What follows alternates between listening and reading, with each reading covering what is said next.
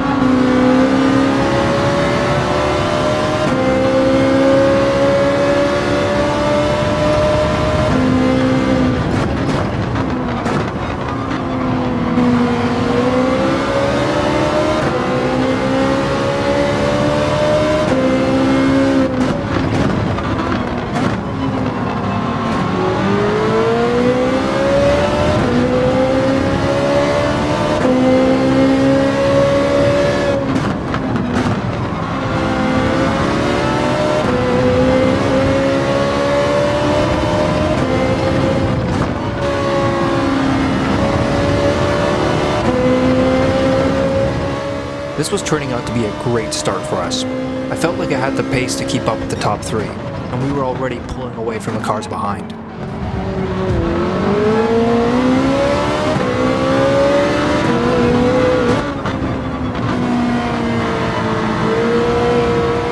We were closing in on the very long pit straight, and I felt like if I could stay close, I could use the slipstream and get into 3rd.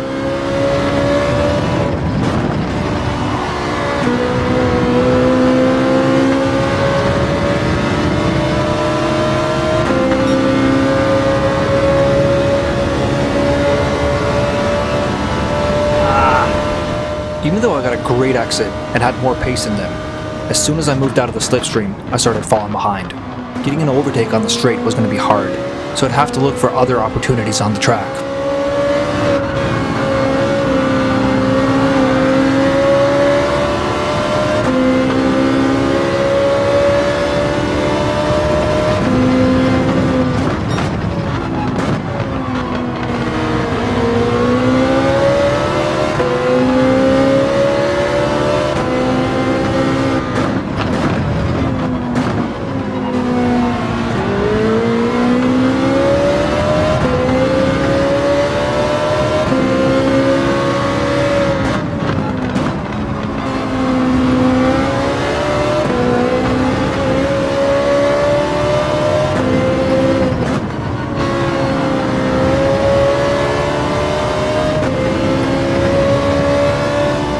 As the Ferrari had to serve a penalty, this could be the opportunity that we were waiting for. If the two of them got into a fight, I'd be right there to pick up the scraps.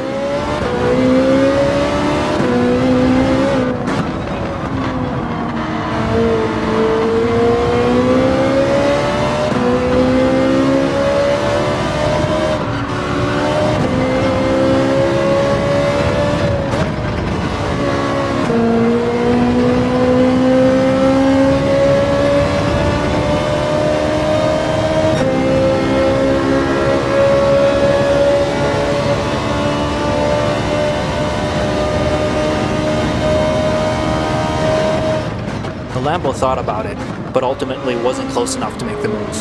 That would have been golden for us.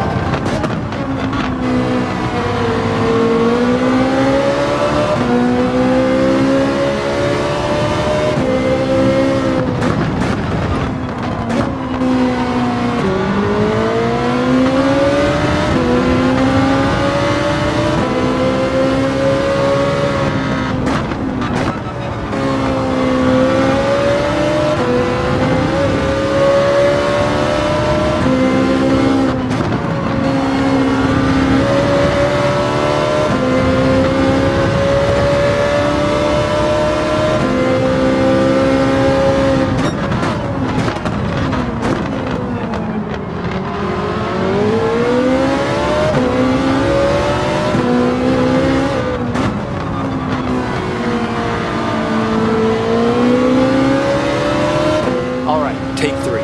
We were all bunched up, and the Ferrari had no slipstream to work with. This could be it.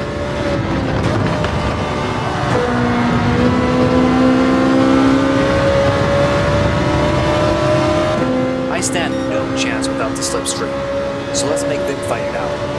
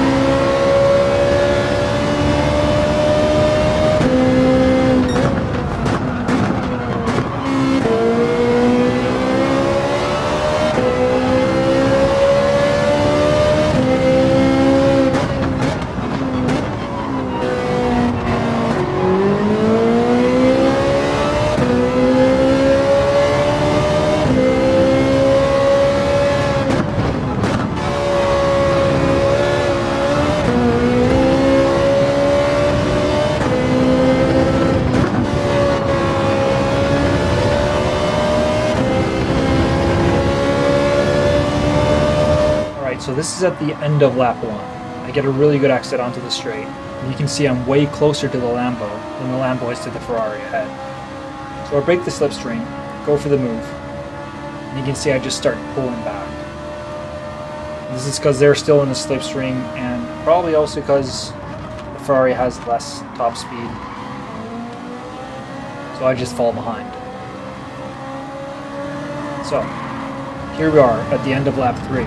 And I'm about as close to the Lambo as I was on lap 1. But you can see the Lambo is way closer to the Ferrari this time.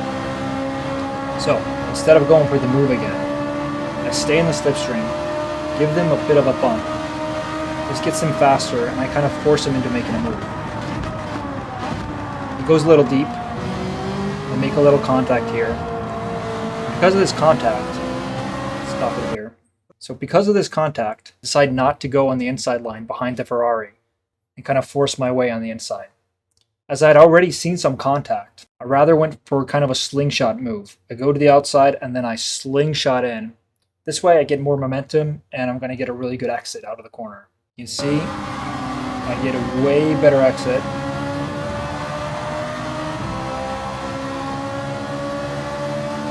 Here I accidentally lock up. Go a little deep. This actually works in my favor because this means coming up to the hairpin I'm going to get the inside line again. So we're still going wheel to wheel. Keep it close, still wheel to wheel. Just enough space there. And it's not done yet. I have to stay a little on the inside until I realize they're not going to go for the move. If you wait here, it gives me a bit of a bump. And that helped me. Because now I'm out of pressure.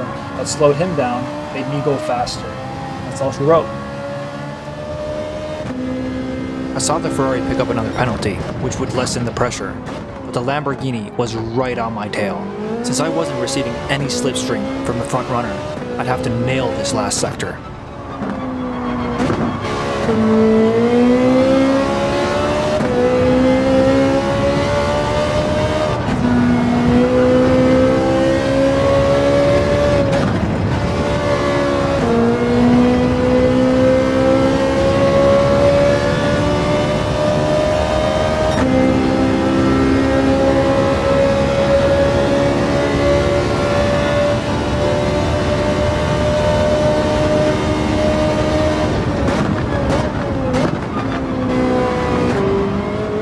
got a little nervous there, and did end up taking a narrower line into T1, but now we're on the final lap, so we just have to keep our focus.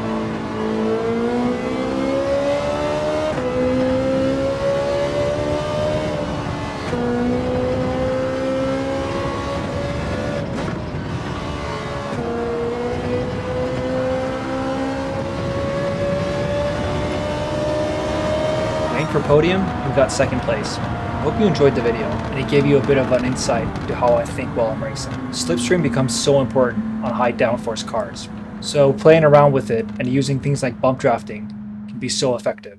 This holds especially true to the cars that can't really keep up in a straight line. So using the bump draft to your advantage is just one of the many tricks.